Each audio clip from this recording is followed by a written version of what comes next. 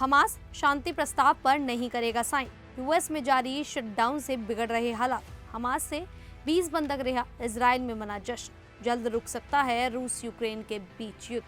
Gaza में शांति के लिए ट्रंप को मिलेगा सर्वोच्च पदक। नमस्कार, मेरा नाम है शालिनी और आप देख रहे हैं द न्यूज़ 50। स्वागत है आपका हमारे खास प्रोग्राम दुनिया के हालचाल में। चलिए नजर डालते हैं इन बड़ी खबरों पर विस्तार से।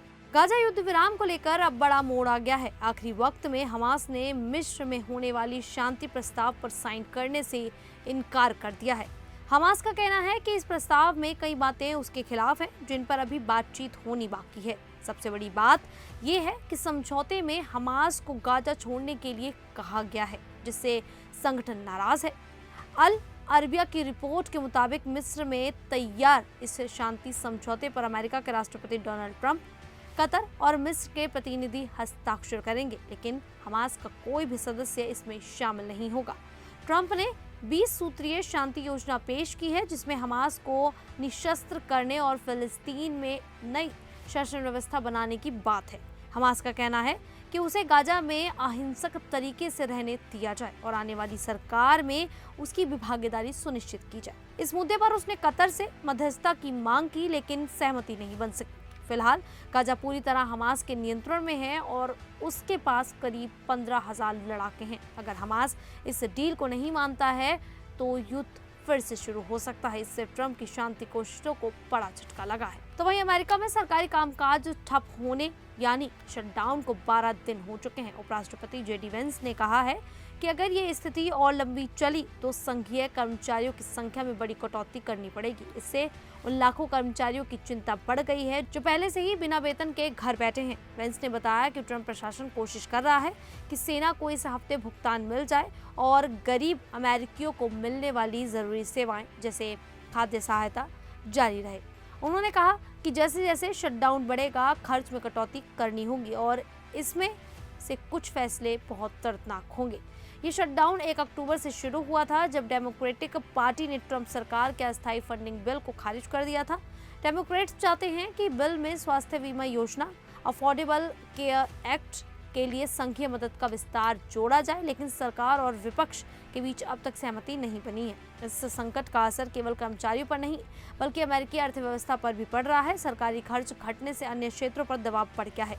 विशेषज्ञों का मानना है कि अगर शटडाउन लंबा चला तो आर्थिक विकास धीमा, बेरोजगारी बढ़ेगी और वेतन भुगतान में दिक्कतें आएंगी। तो वहीं दूसरी तरफ गाजा युद्ध विराम के तहत हमास ने 20 इजरायली बंधकों को रिहा कर दिया है, जिससे पश्चिम एशिया में 2 साल से चल रहे युद्ध को खत्म करने की दिशा में उम्मीद जागी है।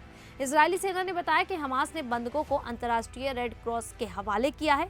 इन बंधकों की रिहाई के बदले 1900 से ज्यादा फिलिस्तीन कैदियों को छोड़ा जा रहा है। इस खबर के बाद इजराइल में खुशी और जश्न का माहौल है। इससे पहले हमास ने 7 बंधकों को छोड़ा था।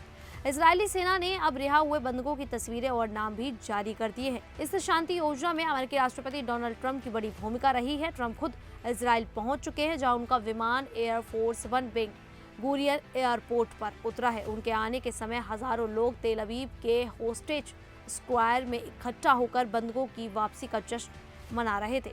इजराइल के राष्ट्रपति ने ट्रंप को Israeli presidential medal of honour देने की घोषणा भी कर दी है। वहीं रक्षा मंत्री इजराइल काट्स ने सेना को आदेश दिया है कि बंधकों की रिहाई के बाद गाजा में हमास की सुरंगों को नष्ट करने की तैयारी की जाएगी। जंग की शुरुआत 7 अक्टूबर 2023 को हमास के हमले से हुई थी, जिसमें 1200 लोग मारे गए थे और 251 को बंधक बनाया गया था। अब ये समझौता शांति और मानवीय राहत की उम्मीद जगा रहा है। तो वहीं इजराइल और हमास के बीच सीज फायर के बाद शांति समझौते का आखिरी दौर चल रहा है। इसी बीच यूक्रेन के राष्ट्रपति जेलेंस्की को इस स्थिति से अपने देश के लिए भी नई उम्मीद नजर आ रही है। जेलेंस्की पिछले 2 दिनों से अमेरिकी राष्ट्रपति डोनाल्ड ट्रंप से लगातार फोन पर बात कर रहे हैं। उनका मानना है कि अगर मध्य पूर्व में शांति बहाल हो सकती है तो रूस यूक्रेन युद्ध भी खत्म करने की दिशा में कदम बढ़ाया जा सकता है। हाल ही में 27 सितंबर को संयुक्त राष्ट्र सुरक्षा परिषद की बैठक में रूस के विदेश मंत्री सरगेई लावरोव ने यूक्रेन युद्ध विराम की संभावना जताई थी। इसके बाद से ही जेलेंस्की और ट्रंप के बीच बातचीत को रूस यूक्रेन संघर्ष के समाधान से जोड़ा जा रहा है।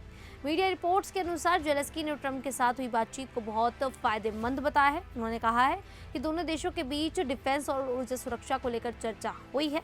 यूक्रेन ने अपने एयर डिफेंस सिस्टम को मजबूत करने और लॉन्ग रेंज हथियार की क्षमता बढ़ाने की मांग की है। रूस के लगातार मिसाइल और ड्रोन हमलों से यूक्रेन के कई बिजली संयंत्र नष्ट हुए हैं। इसी वजह से कीव और अन्य इलाकों में बिजली कटौती का आपातकाल लागू करना पड़ा। जेलेंस्की ने इस संकट में समर्थन के लिए ट्रंप की खुलेआम तारीफ कर दी है। तो वहीं गाजा में हमास और इजरायल के बीच शांति समझौता कराने में अहम भूमिका निभाने वाले अमेरिकी राष्ट्रपति डोनाल्ड ट्रंप को इस बार नोबेल शांति पुरस्कार नहीं मिला। कई लोगों को उम्मीद थी कि ट्रंप को ये सम्मान मिलेगा, लेकिन नोबेल कमेटी ने पुरस्कार किसी और को देने का फैसला किया। इसके बाद इजरायल सरकार ने ट्रंप को अपने देश का सर्वोच्च नागरिक सम्मान देने की घोषणा की है। इजरायल के राष्ट्रपति ने कहा है कि गाजा में शांति स्थापित करने और बंधकों की रिहाई के लिए ट्रंप को Israeli presidential medal of honour दिया जाएगा। ये इजरायल का सबसे बड़ा नागरिक सम्मान है जो उन लोगों को दिया जाता है जिन्होंने देश के हित में बड़ा योगदान दिया हो। ट्रंप से पहले ये award Barack Obama, George Bush और जो बाइडेन को भी मिल चुका है। इसकी शुरुआत 2012 में हुई थी और इसे योसी मतित्याहू ने डिजाइन किया था। हालांकि नोबेल कमेटी ने कहा कि पुरस्कार केवल योग्यता और वैश्विक प्रस्ताव के आधार पर दिया गया है।